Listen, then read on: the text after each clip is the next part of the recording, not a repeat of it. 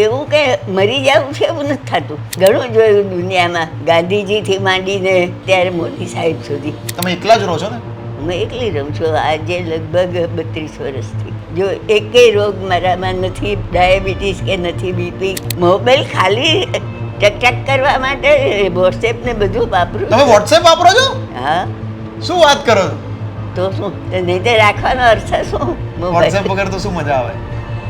તમે વોટ્સએપમાં મેસેજ કરો? મેસેજ કરતા આપણે મારા છોકરાઓ અમેરિકા રહે છે, સિંગાપોર રહે છે, તો એને ફોન કરું. વિડીયો કોલમાં વાત કરો? હા, તમે તો લોકો જે પોતાના ભવિષ્યની ચિંતા કરતા હોય કે હું 60 વર્ષે 65 વર્ષે 70 વર્ષે કે 80 વર્ષે આવું કરીશ, તમે 100 વર્ષના છો. તમે એ ચિંતા લોકો જે કરતા હોય છે એના માટે શું કહેશો? કારણ કે તમે બધો જ ફેઝ, બધો જ લાઈફનો જીવનનો ભાગ જોઈ લીધો. પૈસા કેટલા જોઈએ માણસને જીવવા માટે? બધા ભેગા કરવાના, અમેરિકા જઈને ડોલર લઈ આવીએ, આમ કરીએ ને તેમ કરીએ. જરૂર છે પૈસાની, નથી એમ નહીં, પણ દરેક વસ્તુને હલ હોય.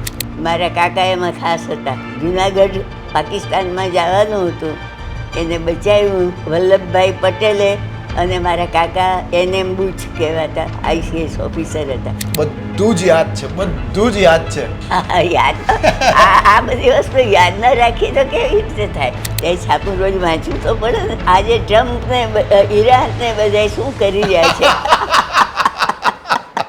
આજે હું એમના ઘરે આવ્યો છું જેમનું 100મું વર્ષ ચાલી રહ્યું છે. મંદાકીની દાદીના ઘરે હું આવ્યો છું, જે ઓગસ્ટ મહિનાની અંદર 101મા વર્ષમાં પ્રવેશ કરશે. એમની સાથે આપણે વાતચીત કરીએ. એમના ઘરની અંદર એકલા રહે છે અને બધું જ કામ જાતે કરે છે. મય સાથે આવો. નમસ્કાર, કેમ છો? બસ સારી. નમસ્તે. તમારી સાથે વાતચીત કરવા માટે આવ્યો છું. હા, બરાબર કરો. તમે શું કરતા હો છો આખો દિવસ? આખો દિવસ સવારે 6 વાગે ઉઠવાનું, ચા પાણી પીવાના, પેપર વાંચવાનું, ઘરનું ઝીણું મોટું કામ કરવાનું, રસોઈ કરવાની, એમ વખત પસાર થઈ જાય. બપોરે સૂવાનું, પછી થોડું ઘણું વાંચવાનું કે આ ટાઈમ પાસ જેવું કામ તો કરવાનું. તમે આંખમાં તમે અત્યારે ચશ્મા પણ નથી પહેર્યા તમે?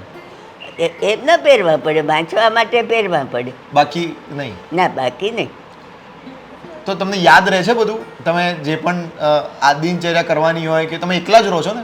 હું એકલી રહું છું આજે લગભગ 32 વર્ષથી. 32 વર્ષથી તમે એકલા રહો છો, તો ઘઉં ચોખા દાળ બધી વસ્તુઓ લાવવા કરવાની હોય તો ફોન ચાલે ને, ફોનથી તમે મંગાવી લો. એટલે હું તો 2-3 વર્ષથી બહાર નથી જતી, પણ નહીંતર તો મોદીને બધા એ નજીક જ રહેતા હોય ને, એને ચિઠ્ઠી આપી દઈએ, ઘેર આવીને આપી જાય બધું. તમે મોબાઈલ ફોન કે કંઈ વાપરો છો?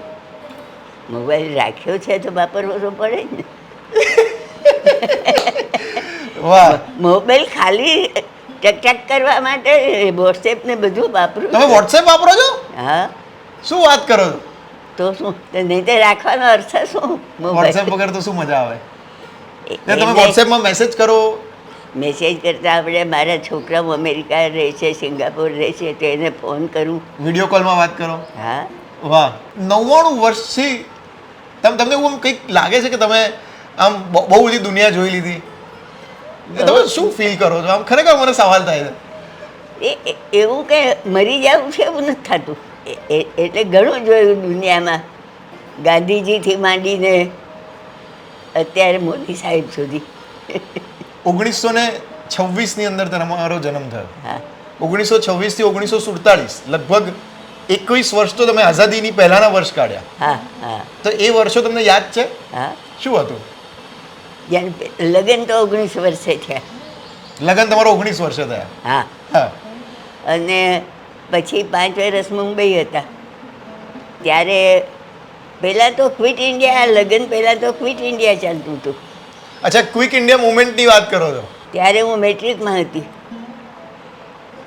અને ક્વિટ ઇન્ડિયાની લડાઈ ચાલતી હતી. તે 1 વર્ષ મોડી પરીક્ષા થઈ, રિઝલ્ટ મોડા આવ્યા, એ બધું જોયેલું. અને જે બધા સરઘસો નીકળે કરે એ બધું જોયેલું.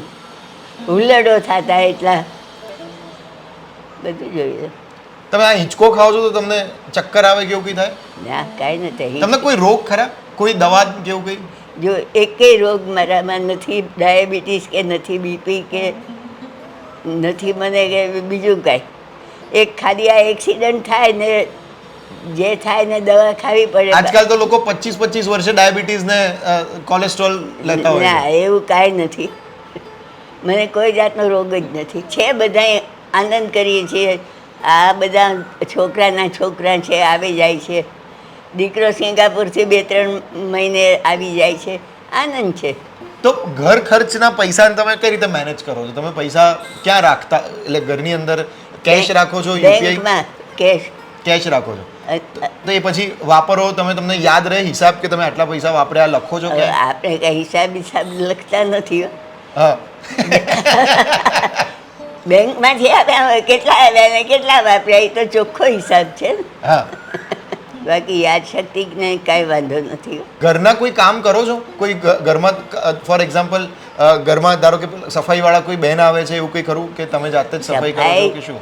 સાધારણ સફાઈ જાતે કરીએ છીએ અને બાકી પછી માણસ બોલાવી લઈએ અને કરાવી લઈએ. તો બીજું કોઈ કામ તમે કરતા હો? ધારો કે કોઈ સીવણ કરતા હો કે ઇસ્ત્રી કરતા હો? ઇસ્ત્રી કરું. ઇસ્ત્રી કરો છો? હા. પછી સિલાઈ કામ કરું ને. રસોઈમાં તમે શું બનાવો? બધું, દાળ ભાત શાક રોટલી. તમે દરરોજ સવાર બનાવો? દરરોજ. ભાઈ સાંજે શું ખાઓ? સાંજે રોટલા કરીએ, ભાખરી કરીએ, ખીચડી કરીએ, અથવા તો કોઈ વાર ફરસાણ જેવું બનાવીએ, ગમે તે. આજકાલ જે યુવા લોકો જોઈ રહ્યા છે, મારી ઉંમરના લોકો, કે જે લોકોની ઉંમર 25-30 વર્ષ 35 વર્ષ હોય, એ લોકોને કોઈ મેસેજ આપવા માગશો? કારણ કે તમે બહુ લાંબી જિંદગી જોયેલી છે. લોકો પોતાના કરિયર માટે, પોતાના કામ માટે થઈને થોડી ચિંતા કરતા હોય, પોતાના લગ્ન જીવન માટે થઈને ચિંતા કરતા હોય, પોતાની પર્સનલ લાઈફની અંદર ચિંતા કરતા હોય, એના માટે તમે શું સલાહ આપશો એમને? હું એના માટે એક સલાહ આપું કે એક તો નિયમિત જીવન જીવે. 2 વાગે ખાધું ને 4 વાગે ખાધું ને એવું ને, નિયમિત જમવાનું, નિયમિત સૂવાનું, કસરત કરવાની. બહારનું ઓછું ખાય તો વધારે સારું, જે કોઈ અત્યારે માનવાનું નથી. પણ એટલે આવા બધા જે ફેક્ટરો છે જિંદગીના, એને જો અનુકૂળ થઈને રહે. બીજું સોશિયલ થાવ. કોઈએ નાનો પણ ઉપકાર કર્યો હોય તો એ ભૂલી ન જાઓ. એટલે આવી રીતે સોશિયલ થઈને જીવો તો વધારે આનંદ આવે. લોકો ભવિષ્યની બહુ ચિંતા કરતા હોય છે કે ભવિષ્યમાં મારે આમ કરી દેવું છે, તેમ કરી દેવું છે, આમ કરવું છે, તેમ કરવું છે. તમે તો એ ભવિષ્યથી પણ ઉપર છો. તમે તો લોકો જે પોતાના ભવિષ્યની ચિંતા કરતા હોય કે હું 60 વર્ષે, 65 વર્ષે, 70 વર્ષે કે 80 વર્ષે આવું કરીશ, તમે 100 વર્ષના છો. તમે એ ચિંતા લોકો જે કરતા હોય છે એના માટે શું કહેશો? કારણ કે તમે બધો જ ફેઝ, બધો જ લાઈફનો જીવનનો ભાગ જોઈ લીધો. પણ એક તો જેને ચિંતા કરવું એ માણસનો સ્વભાવ છે અને પોતાનું ધાર્યું ન થાય. બીજું, પૈસા પાછળ માણસ ગાંડા છે. મોબાઈલ કાન ઉપરથી ખસતો જ નથી. એટલે આ બધી વસ્તુઓ ખોટી છે. એને બદલે તમે કોઈ ક્રિએટિવ કામ કરો તો વધારે સારું થાય. તો પૈસા પાછળ લોકો ભાગતા હોય છે, એને તમે શું કહેશો? સંતોષ રાખવા. પૈસા કેટલા જોઈએ માણસને જીવવા માટે? બધા ભેગા કરવાના, અમેરિકા જઈને ડોલર લઈ આવીએ, આમ કરીએ ને તેમ કરીએ. જરૂર છે પૈસાની, નથી એમ નહીં, પણ દરેક વસ્તુને હલ હોય. તો તમે એકલા રહો છો અત્યારે, તો તમને માની લો કે કંઈક એક્સિડન્ટ થાય છે ઘરની અંદર, કે કોઈ પણ એવી ઇમરજન્સી આવે છે, તો એ સમયે તમે શું કરો? એક વખત આ હિંચકા ઉપર સૂતી હતી રાતે, અમસ્તી રાતે 8 વાગ્યા હતા. પડી ગઈ. મને ખબર જ નહીં કે હું પડી ગઈ છું. અડધી રાતે ખબર પડી કે પડી ગઈ છું ને હવે ઉઠાય તો નહીં જ. બધી લાઇટો વાઇટો બધું ચાલુ હતું ને પડી ગઈ હતી. એ સવારે રીખતી આ બાયણા આગળ ગઈ અને અહીંથી બૂમ મારી, અહીંયા બેન પાણી ભર્યા કે હું પડી ગઈ છું, મને ઉપાડી દે. આવીને બેસાડી ગયા ખુરશીમાં. કેટલી પોઝિટિવિટી છે યાર, કેટલી પોઝિટિવિટી છે. અને હમણાં આ એક્સિડન્ટ હમણાં 2 મહિના પહેલાં થયો. શું થયું એક્સિડન્ટમાં 2 મહિના પહેલા? થાપાનું ઓપરેશન. પછી ઓપરેશન કરાવ્યું? હા, સાંભળો. સવારે 6 વાગ્યા હતા, ચા પાણી પીધા ને છાપું લેવા માટે જાઉં તો એટલે મગ અંદર મૂકવા ગઈ, ત્યાં મારા પગ ફરવા માંડ્યા. પ્લેટફોર્મ તો પકડી લીધું, પણ તે પ્લેટફોર્મ તો પૂરું થાય તો પડવાના જાય તો પડી. રસોડાના પાછલા ભાગમાં એક અમારો જૂનો નોકર જે હતો એ કપડાં ધોતો હતો, એને બૂમ મારી કે હું પડી ગઈ છું, તું આવ, અને મને ઉપાડી આવ્યો, ખાટલામાં સુવાડી ગયો. અને આ ભાણીઓ છે એણે 108 ઉપર ફોન કર્યો અને અમે હોસ્પિટલ પહોંચી ગયા. બસ ત્યાં પછી ડૉક્ટર કહે કે બસ થાપાનું ફ્રેક્ચર છે ને ઓપરેશન કરવું પડે, પણ આ ઉંમરમાં ઓપરેશન ન કરાય. એટલે એણે એની ટેકનિક બધી વાપરીને કરી આપ્યું અને આપણે પાછા ફરતા થઈ ગયા. 99 વર્ષે આ રીતે પડી જાય છે, એના પછી નોકરને બોલાવે છે, એ વાળી માનસિક સ્થિરતા પણ હોવી જોઈએ ને. તો આની પાછળનું કારણ શું? તમારી આટલી મેન્ટલ સ્ટ્રેન્થ આટલી સરસ છે, એક તો ભગવાનની કૃપા, બીજું જીવનની નિયમિતતા અને અસંતોષ નહીં, આ બધા કારણો. અને બીજું મને ખરું કારણ તો એ કહેવાય છે કે મને કોઈ સાસરું શું એ ખબર જ નથી. કોઈ મારે કોઈ તકલીફ જ નથી પડી કોઈ દિવસ. શું ખબર નથી તમને? સાસુ શું કહેવાય ને દુઃખ પડ્યું કહેવાય સાસરામાં, કોઈ ટકટક કરી હોય એવું કંઈ નથી. તમે શું કરતા હતા તમારા જુવાનીમાં? તમે 35, 40, 50 વર્ષના જ્યારે હતા ત્યારે તમે કોઈ કામ કરતા હતા? કામ કરવામાં એક તો ભણવાનો શોખ, હા, એટલે ભણી. મેટ્રિક પછી 10 વર્ષે BA પાસ થઈ. પછી હિન્દીમાં કોવિડની પરીક્ષા આપી. પછી મહિલા મંડળો જોડું, ઘરના કામ તો કરવાના જોડું. કોલેજમાં સુપરવિઝન કરવા જતી હતી. મહિલા કોલેજ હતી એમાં, SHCમાં, એ બધામાં. એટલે આવા છૂટા છૂટા કામ શોધે. સીવણ ક્લાસમાં જતી. કુટુંબમાં બીજું કોણ કોણ છે? કુટુંબ તમારા દીકરા દીકરી, એમના દીકરા દીકરી, એમના પણ દીકરા દીકરી? 2 દીકરી અને 1 દીકરો. 2 દીકરીમાં એક આ ભાઈ છે એના મમ્મી MA BEd થયેલા હતા, અને એક ગુજરી ગઈ, એને થોડી તકલીફ થઈ. એટલે કેટલા વર્ષની ઉંમરે એ ગુજરી ગયા? 78 હતા ને, 78 વર્ષે. એને આ એક સંતાનમાં આ એક દીકરો. પછી દીકરો છે એ અહીં બેંકમાં નોકરી કરતો હતો, એમાંથી એને ટ્રેનિંગ માટે સિંગાપુર મોકલ્યો. તો એ ત્યાં એને ગમી ગયું એટલે એણે બેંકની નોકરી છોડી દીધી. પછી સિંગાપુરમાં પણ એ કંપની બંધ થઈ ગઈ, પણ એ ઇન્ટરનેશનલ રેકી માસ્ટર છે અને દેશ પરદેશ ફરે છે અને ખૂબ સરસ રેકી. તો આપના જે દીકરા છે એમની પણ ઉંમર 70 વર્ષ. એટલે એ સિંગાપોર જ છે અને એ રેકી કામ કરે છે. તમારા અને ત્રીજી દીકરી અહીંયા એલ કોલોનીમાં રહે છે, M.Pharm થયેલી છે. 40 વર્ષ કેડિલામાં જનરલ મેનેજર તરીકે કામ કર્યું, હવે રિટાયર્ડ છે. તમારા પતિ? એ છે તે ટેકનિકલ માણસ હતા, MSc ટેકનોલોજીમાં, અને ભાવનગરની ભાવસિંહજી કોલેજમાં સિનિયર લેક્ચરર હતા. તે પછી ડેપ્યુટી ડાયરેક્ટર ઓફ એજ્યુકેશન અહીં અમદાવાદમાં હતા, અને પછી વલસાડમાં પ્રિન્સિપાલ હતા. બધું જ યાદ છે, બધું જ યાદ છે.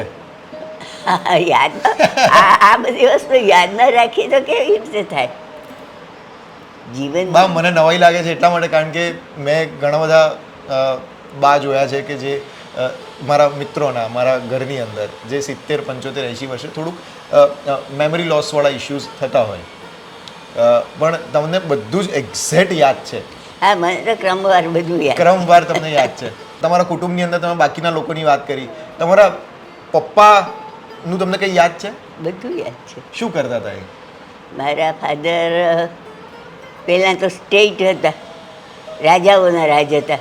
હા, એમાં દિવાન તરીકે નોકરી કરતા હતા. હા. પછી આપણે આ સૌરાષ્ટ્ર સરકાર આવી, એમાં ચીફ સેક્રેટરી હતા. સમ્રાટ સરકાર? સૌરાષ્ટ્ર સરકાર. હા, એમાં ચીફ સેક્રેટરી તરીકે હતા. પછી રિટાયર થયા પછી જલારામ ટ્રસ્ટે મહિલા કોલેજ બનાવવાનું નક્કી કર્યું. એ મારા ફાધરે બધું એના માથે લીધું, અને અત્યારે પણ રાજકોટમાં મહિલા કોલેજ છે એ મારા ફાધરે બનાવેલી છે. શું નામ એમનું? DM બુચ, ડોલરભાઈ બુચ. અને પહેલેથી જ એણે BA LLB થયેલા હતા એ જમાનામાં, અને દીવાનગીરી જ કરેલી, લીમડી, લાઠી, મોરબી. આઝાદીનો સમય તમને યાદ છે? હા 1947ની આસપાસ હા. તમે ગાંધીજીનો યુગ ને બધું જોયું હશે. હા. એના વિશે તમે શું કહેશો? કેવા દિવસો હતા એ? ગાંધીજીની તો બધી જે લડત ને બધું થયું, આઝાદી મળી, અને પછી રેશનિંગ.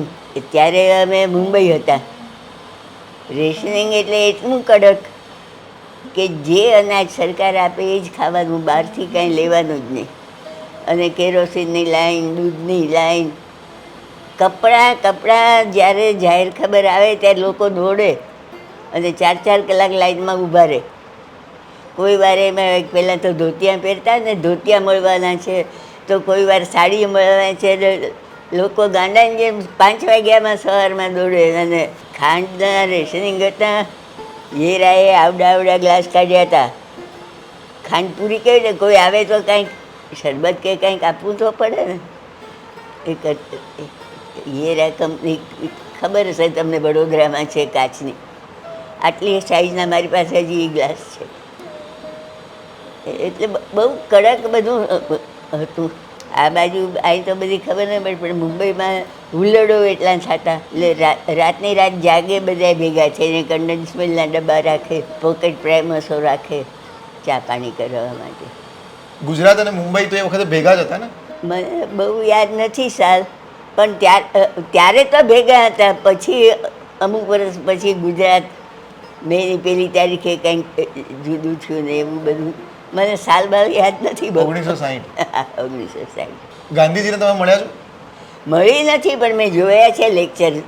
શિવાજી પાર્કમાં ગાંધીજીનું લેક્ચર હતું. ત્યાં તમે ગયા હતા? હા.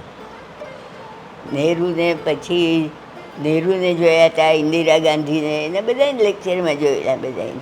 કારણ કે મુંબઈમાં તો બધાએ જાય જ, લડતનું ચાલતું હતું. ગાંધીજી મરી ગયા ત્યારે હું મુંબઈની ચાલીમાં ઊભી હતી ને, ગાંધીજીએ સિગ્નેચર કર્યા, રસ્તા ઉપર લખાવા માંડ્યું. મેં આ શું, ગોળી વાગી ત્યારે, ગાંધીજીને ગોળી વાગી.